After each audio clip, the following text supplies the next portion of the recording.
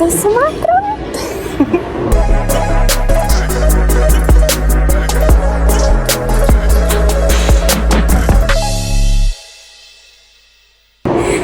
Taip, aš skrendu į džiunglės, į Sumatrą. Tai yra sala Indonezijoje, bet dar prieš džiunglės manęs laukia dar ir kiti nuotykiai. Tai apie viską po biškį papasakosiu, bet visų pirma, tai dabar manęs laukia 24 valandos skrydžio, netgi šiek tiek daugiau. Pirmasis skrydis yra iš Vilniaus į Müncheną, 2 valandos. Antras skrydis yra iš Müncheno į Omaną, 7 valandos ir dar 7 valandos iš Omano į Kuala Lumpūrą ir iš Kuala Lumpūro į Medaną. Kelionė pasivyko. Aš nežinau, ar jums tai atrodo kaip rankinis bagažas, nes jinai atrodo kaip registruotas bagažas, nes sveria apie 10 kg. Primenu, kad galima vežtis apie 8, bet mes bandysim praeiti su 10 kg, tai viskas gerai.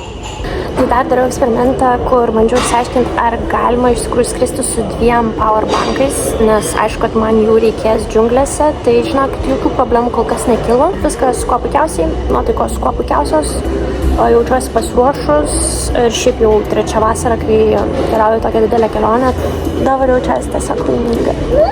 Rodžiau jau, kas įeina į mano backpacką, o dabar norėčiau jums parodyti, kas įeina į mano fannypacką, kuris yra visą laiką su manim.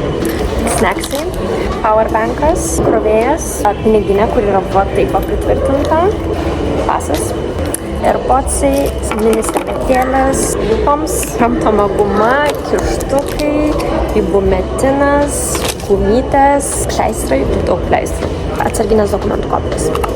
Tai tik tiek. Žodžiu, labiausiai jaudinausi dėl to, ar praeisiu mano kuprinę, kuris sveria tikriausiai kokį 12 kg ir tikrai netitinka išmatavimų, bet viskas praėjo, tai dabar jau jaučiuosi žymiai ramiau ir keliauju lėktuvu.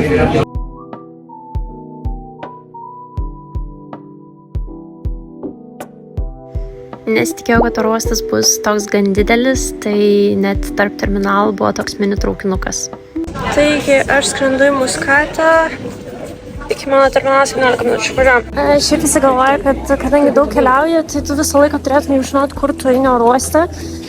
Bet kiekvienas oro uostas yra labai skirtingas, tai ką pirmą darai, tai bėgi prie tos lentos, bandai surasti savo skrydį ir bėgi toliau. Nes visų pirma, nežinai, kokio dydžio šitas oro uostas, o aš matau, kad jis žiauriai didelis. Visų antra, tiesiog ieškai. Kitokio būdo nėra. Su antram terminalė ir turėsiu nusigauti į pirmąjį, kas šiek tiek užtruks, tai gerai, kad turiu laiko. Gerai, jeigu išsinešit kažką iš šito vlogo, prašau, tiesiog pasimkite ilgesnius layoverius. Tokiam skrydžiam rimtiem layoverius turėtų būti minimum 3 valandos. Minimum. Pasvėrė mano šitą kuprinę, pasakė, kad jinai per sunki ir sako, išim ką nors ir vietoj personal item. Dabar mano fannypackas yra kartu su mano 15 vaikučių. Gerai, esu pasiruošęs skristi į Muskatą, į Omaną su savo nauju personal item. Laukia 7 valandų skrydis, kelionė jau linksma. Na, tai belis jau matos, kad pavargęs, bet laikus, dar liko 12 valandų skrydžio maždaug. Man labai pasisekė, nes galėjau užsitiesti per 3 vietas ir gauti visas 3 pagalvėlės. Dar buvom Čilnaingorė. Dar prieš naktį gavom va tokį pakelį, kur išpakuosiu tai kartu su jumis. Tai čia iš esmės įeina dantų šepetėlis, dantų pasta, tada raištis akims ir kojinės. Na, čia atkeliavo ir mano vakarienė kartu su pepsiu. Tai gavau vištieną kartu su pyragaičiu ir salotomis, bandele ir vandeniu. Viskas buvo visai skanu, nors kitame skrydyje mano avialinijos tikrai labai stipriai nuvylė su maistu. Na, o po maisto beliko tik tai kaip nors pabandyti užmigti. Atsikėliau 4:30 ir kadangi jau buvo likusios apie 2 valandos iki skrydžio galo, tai gavau pusryčius, kurie buvo tiesiog žiauriai neskanus. Tai iš esmės bulka su kava ir pepsiu.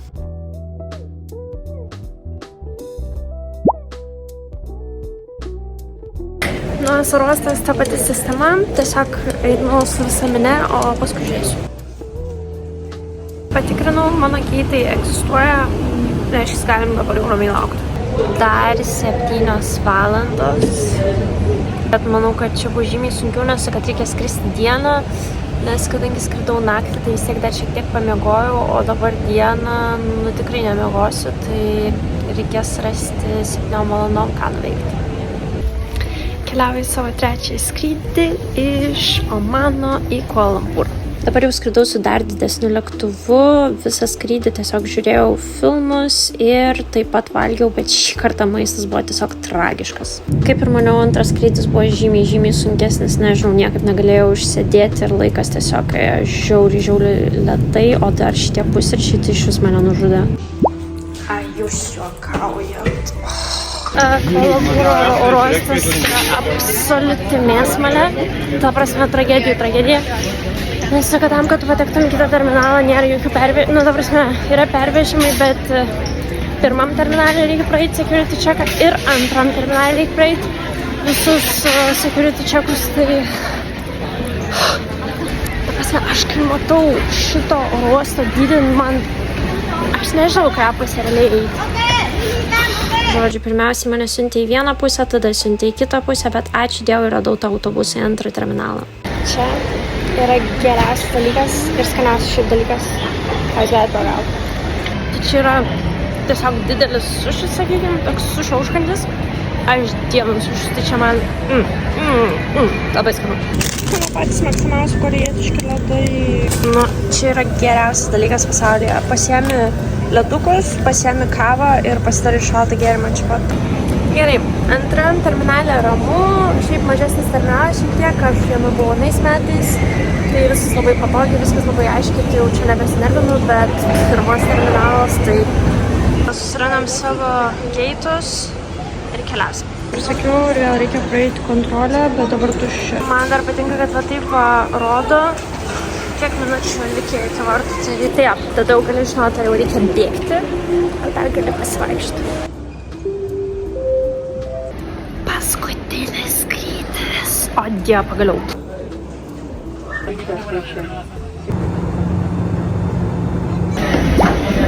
Pagaliau atskridau. Pagaliau. 25 valandos iki Sumatros. Šiaip šiek tiek nesitikėjau, kad taip stipriai lis, bet jau kol nuvažiavom iki viešbučio, tai tikrai aprimo. Gerai, aš jau atvykau. Gerai, padarėm mini turą po mano kambarį. Taip, va čia turime milžinišką lovą, tiksliau čiužinį lovą, nežinau. Čia šiek tiek daiktam pasidėt. Ir dušas. Šiaip tai nereikia užmiršti, kur mes esam Nepalyje, aš su Nepalyje, o Sumatroje. Tai čia nebus jokių infinity baseinų, vakarėlių, beach klubų ir taip toliau ir panašiai. Tai apsistosim taip. Tai kambarį vertinu gerai, vienai nakčiai pats tas, o kaip ir sakau, Indonezijos lygiai čia viskas labai tvarkinga ir gražu.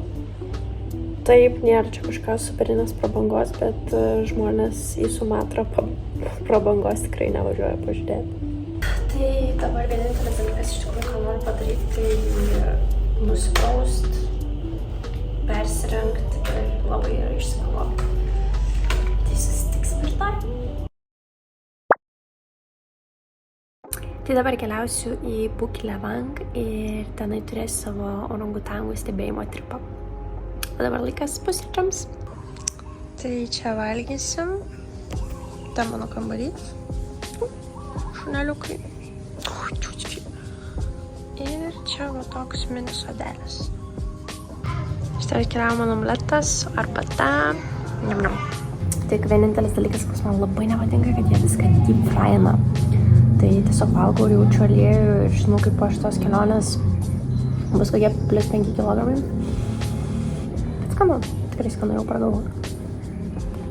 Tai vakar dar oro uoste nusiėmiau šiek tiek virš milijono Indonezijos rupijų, tai dabar reikia virš prisiminti, kaip čia su tais pinigais yra ir susigaudyti, kad paskui manęs neapgautų. Ir viskas dabar tuoj mane pasims ir jau iškeliausiu kitur. Man visą laiką labai patinka apsistoti pas vietinės šeimas, nes jie būna ekstra ekstra tikrai draugiški ir labai faini. Ir, pavyzdžiui, dabar gavau visą maišą šitų dalykėlių, kuriuos taip pat ir paragausiu. Tai galima arba va taip va su nagais atidaryti. O Jesu, kokie faini. Šitie žiauriai skanūs yra.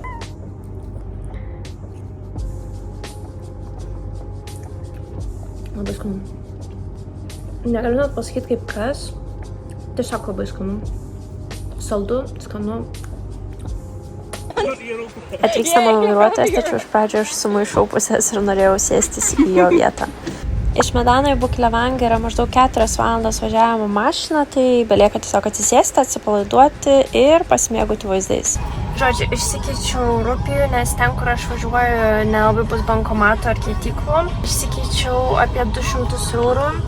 Dar turiu iš vakar, tai turėtų užtekti turui, apgyvendinimui ir šitam nuvežimui. Nes kaip matom, mane veža vieną, tai dėl to tas nuvežimas visai brangus, šalia 40 eurų į vieną pusę. Tai taip ir važiavom tas visas 4 valandas. Labai smagu buvo pamatyti, kai jau iš miesto pradėjom važiuoti labiau į gamtą ir matėsi vien palmės ir netgi palmių miškai. Pirmą kartą gyvenime mačiau tokį dalyką. Dar prieš pat atvažiuojant į miestą užsukom į parduotuvėlę, nusipirkau snacksų bei žinoma puškalo nuodų ir mes štai ir atvažiavom. Gerai, aš atvykau į savo miestą ir dabar keliaujam link viešbučio, iki kurio reikės eiti 15 minučių ir čia girdė karaoke. Labai iš tikrųjų man padėjo tai, kad gidas nešė mano sunkią kuprinę. Ačiū Dievui, dar po to, kai aš sužinojau, kad mūsų viešbutis ant kalno viršūnės. On the top. Yeah.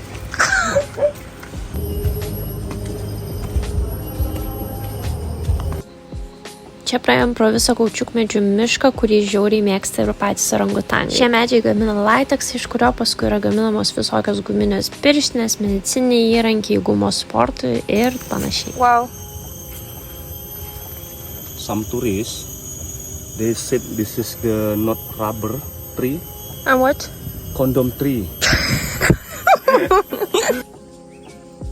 Karštis max. Nežinau, koks gal 30 laipsnių.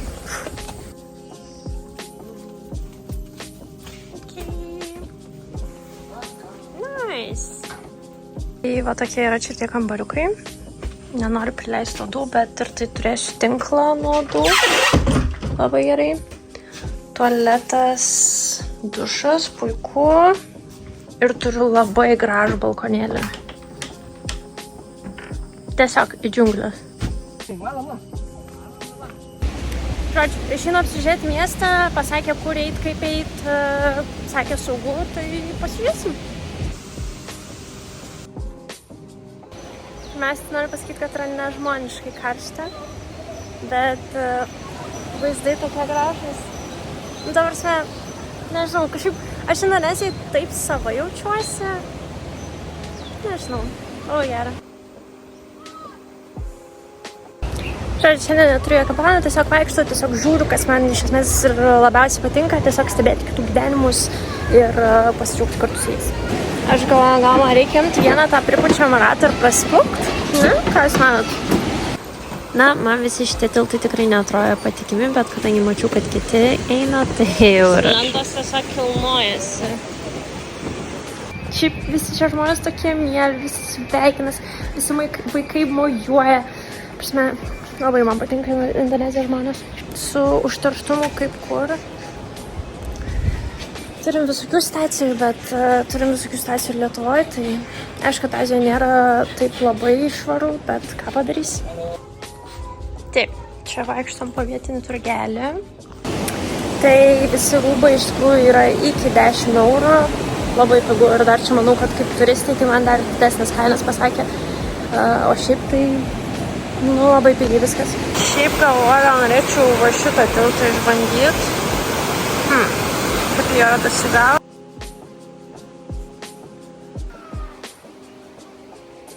Vaikinukai eina pasiplaukiot. Aš einu toliau. Šitas tiltas man ypatingai nepatikimas atrodo. Tai va dėl to noriu važiuoti.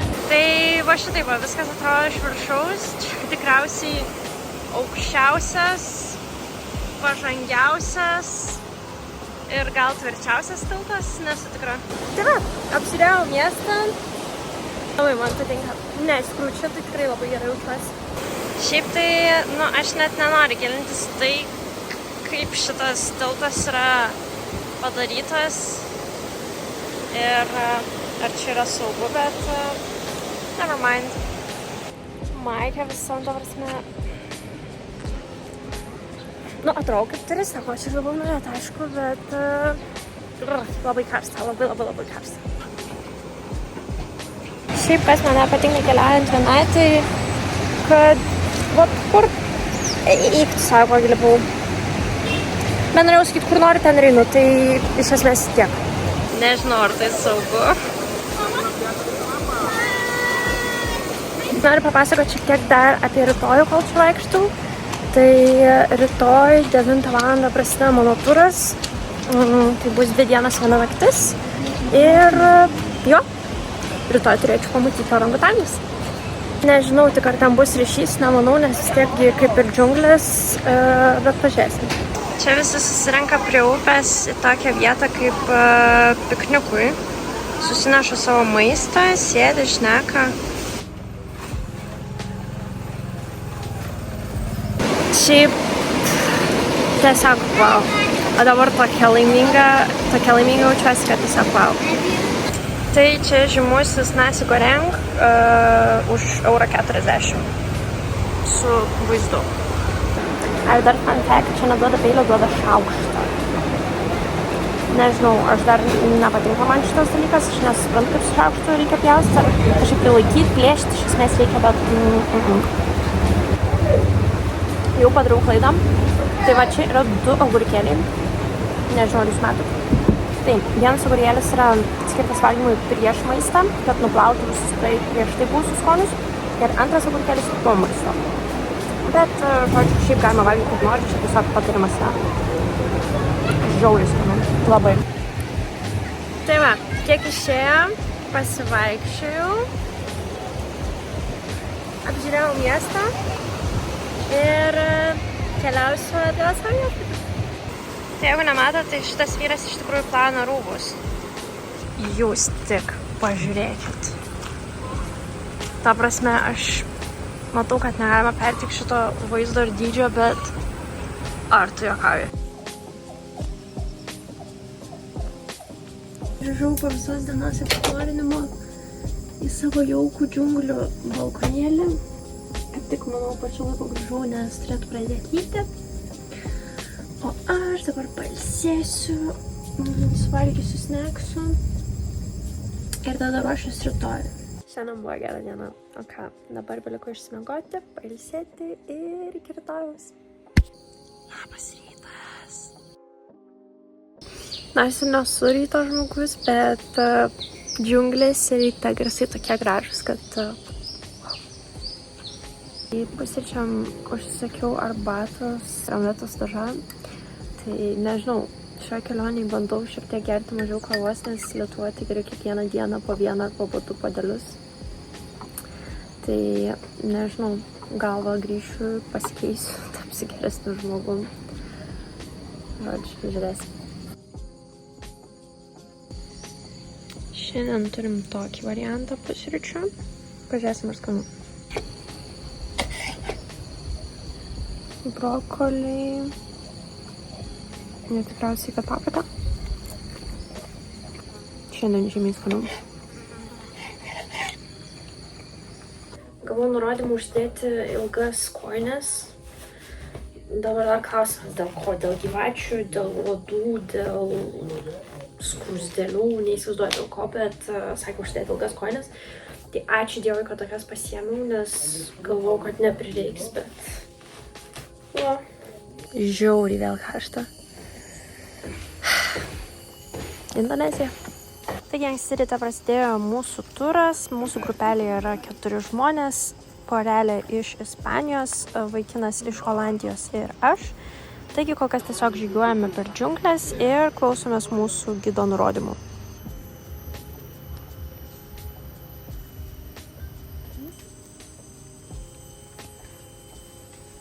Kai pamatėm pirmuosius orangutangus, tai buvo motina su mažyliu motina tiesiog nekreipė mūsų dėmesio, bet mažylis buvo visiškai išpatęs, tiesiog šaknėjo nuo šakos ant šakos ir tos šakos dar lūžo. Viena vos neužkrito ant turistų, tai tokia tikrai didelė, tai buvo šiek tiek baisu, bet geras, fainai.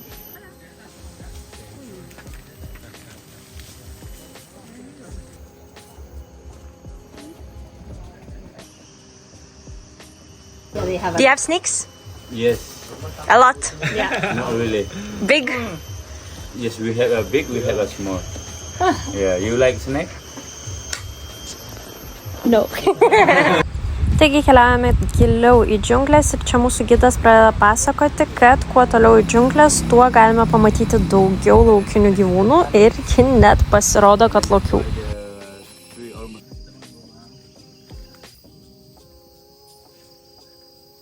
Šiaip pats takas nėra sudėtingas, bet vienintelis pavojingas ir sudėtingas dalykas yra tai, kad labai daug šlapių šaknų, ant kurių labai lengva paslysti. Va taip va. Okay, easy. Kas labai nustebino, kad žiauriai gerai maitino šitame ture, buvo labai daug vaisių, ta prasme mes tik sustodom vienai mažai pertraukėlei ir mus iškart maitina.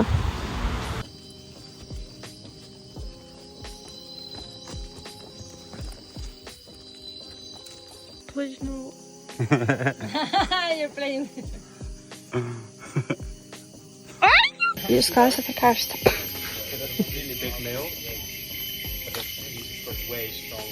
Ne. Čia buvo mano absoliučiai visiškai mėgstamiausias momentas, kai Thomas Leaf bežionė, ta prasme, visiškai šalia mūsų buvo, kol mes valgėm pietus ir kartu su savo mažyliu, bet iš tikrųjų ši bežionė tiesiog taikėsi į mūsų pietus. Bet kad galima būtų va taip iš arti pamatyti, tai wow. Atrodo, kad tik ką užkandom ir jau mūsų laukia pietus, tai tiesiog atsisėdom ant nugriuvusio medžio ir visi kartu pietaujam, kol tuo tarpu mus vis dar stebi beždžionės. Čia mūsų gidas rodo, kaip atrodo termitų lizdas ir pasakoja, kaip labai jis patinka orangutangams. Taigi pirmąją dieną ėjome apie 7 valandas, pats, kaip ir sakiau, kelias nėra sunkus, tiesiog, kad yra labai karšta, bet taip pat atsižvelgiant į grupę, kažkiek patys gidai nusprendžia, kuriais takais eiti lengvesniais ar sunkesniais. Mūsų grupė buvo tikrai stipri, tai mes pasirinkom sunkiausią taką. Orangutanus surasti tikrai nėra lengva, nes jie yra pastoviai judantis gyvūnai, kurie kiekvieną dieną susuka lizdą vis kitoje vietoje. Taigi viso turo metu mes tiesiog stengiamės surasti juos kažkur medžių viršūnėse.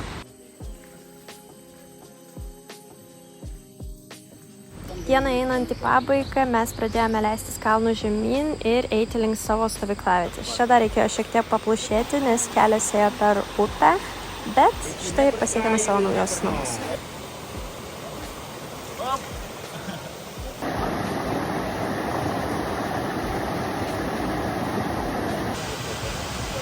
Čia tokie namukai, kur mes miegosim.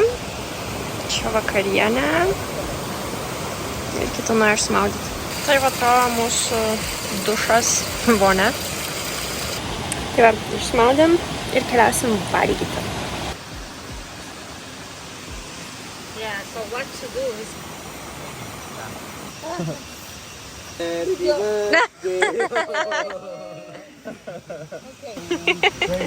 Vakarieniai mus labai gerai pamaitino, o tada dar duoda ir sausainių su arbata.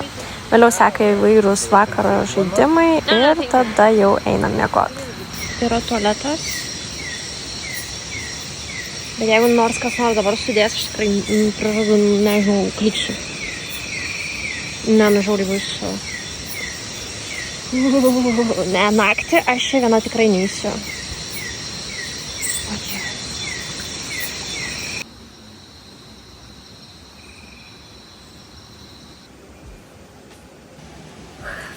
Labas rytas. Čia vis dar džiūna mano daiktai. Nemanau, kad jau bus išdžiūvę, bet ką daryti. Žodžiu, vakar mano timpas sušlapo, kaip pridau per upę ir nenoriu dėti šortų, nes kad vis tiek džiunglėse yra pavojinga su šortais, kad būtų nuogos kojos, tai uždėjau vėl savo timpas. Ir dabar žiauriai šalta, nes jos neišdžiuvo, kojas neišdžiuvo, maikė neišdžiuvo, niekas neišdžiuvo. Tai įdomi čia bus. Keliavom pasipčiauti. Čia mums yra paruošta kava su sausainiais. Na ja, pradėsim antrą dieną. Šiandien bus sunkesnis haikas ir haiką pradėsim vėl vandenį. Tai tikiuosi neišlaukti. Vėl pradėjom savo haiką per upę, tai tiesiog viskas šlapia.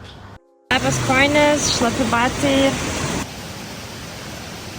300 metrų ėjom upę ir dabar keliausim į viršų, į kalną. Žodžiu, tai mūsų haikas prasidėjo tikrai ganėtinai intensyviai ir tada mūsų gidas pradėjo pasakoti apie visus laukinius gyvūnus, kuriuos čia galima sutikti, kai mes išgirdom lokio riaumojimą. Čia, kaip matot, iš mano veido išraiškos, tai tikrai labai neapsidžiaugiau ir nedegiau noru pamatyti lokį, bet dar šiek tiek paėję ir vėl išgirdome tą patį garsą ir gidas tikrai patvirtino, kad tai yra lokys. Leopard. Leopard? Yeah. Wow. It's more like it look like a cheetah.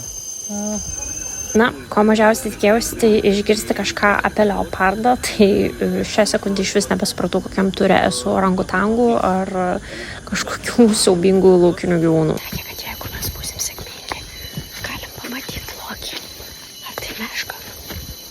Bet aš labai noriu būti sėkminga. Sakė, kad tik keli žmonės yra matę. Nežinau, ar jie grįžo. Viso turo metu mūsų gidas bandė pabrėžti, kaip svarbu yra nemaitinti laukinių gyvūnų, nes pripratę prie maitinimo jie gali pradėti keliauti iš džiunglių į miestus. Šiaip neįtikėtina, kiek naujų dalykų sužinojau šiame ture. Pavyzdžiui, taip atrodo eukalipto medis, o šitaip termitai. Taigi, antra diena džiunglėse nebuvo mažiau intensyvi. Mūsų ir vėl laukia apie 6-7 valandų žygis per džiunglės, kurio metu klausėmės paukščių garsų, turėjome trumpas užkandžių pertraukėlės ir pamatėme dar daugiau įvairiausios gyvūnijos bei augalijos. Šiaip tikrai nesitikėjau, kad džiunglės bus taip įspūdinga ir visi tie garsai, visi gyvūnai. Ta prasme, per šitas 2 dienas sužinojau apie pasaulį daugiau negu per visą savo gyvenimą. Žodžiu, esu laimingiausias žmogus, kad pasirinkau džiunglės ir ta prasme, pasaulis yra toks gražus. Toks nuostabus. Ta prasme, reikia keliauti, kuo daugiau, kuo įmanoma. Ta prasme, aš žinau, kad šitas turas bus nuostabus, bet kad aš net nesitikėjau, kad galim pamatyti tiek daug beždžionių. Ir pasirodo, jau čia yra daugiau negu 10 rūšių, tai wow. Ir tikrai nemažai pamatėm, kai kurias žiauriai arti. Kitos bijo žmonių ir yra per daug laukinės, tai jeigu pamato žmonės, pradeda tiesiog mėtyti pagalius, nes tiesiog bijo ir bando mus išvaryti, bet kitos visai drąsios. Ir kaip tik bandė dar mūsų pietus kai kurios pavogti. Bet šiaip nesitikėjau, wow. Čia pradėjome leisti žemyn link upės, kur turėjo ir užsibaigti mūsų turas, bet ši atkarpa, tiesą sakant, buvo pati sunkiausia, nes slidūs akmenys tikrai privertė suklupti ne vieną kartą. Vis dėlto pasiekėme savo stovyklavietę ir čia mūsų laukia dar viena mums paruošta staigmena. Tu lauks va tokios linksmybės vandenį. Neklaust manęs, ar čia saugu yra, nežinau, man atrodo super nesaugu, bet manau bandysim. Pažiūrėkit. Čia bus mūsų laivas. Ačiū Dievui, kad nusprendžiau neimti telefono su savimi, nes vanduo taškėsi į visas puses, tai tikrai būčiau praradus telefoną, bet žinokit, buvo tikrai pakankamai smagu. Na, po turo mane pasitiko mano vairuotojas ir vėl laukia 4 valandų kelionė iš Bukilevang į Medaną. Tai ką, grįžtu į Medaną ir rytoj jau užskrisiu į Padangą, o Padangė jau manęs lauks tolimesnė kelionė į Mentavai-gentis. Šiaip jei būčiau turėjus daugiau laiko, būčiau norėjus ilgiau pabūti, ne tik Bukilevangė, bet ir apskritai Sumatroje, bet kadangi mane šiek tiek spaudžia laikas, tai tenka tiesiog taupant laiką skraidyti tarp miestų ir vat taip va tik labai trumpai praleisti kiekvienoje vietoje. Bet šiaip, ką dar reikia žinoti, kad keliavimas tarp Sumatros miestų yra labai komplikuotas ir labai ilgas, nes kalbėjau su ispanų pora, kurie irgi po kelių dienų keliaus į Padangą, tai jie keliaus autobusu ir autobusu tai užtruks 15 valandų, tuo tarpu aš su lėktuvu nuskrisiu per valandą. Tai va, tai tokie dalykai.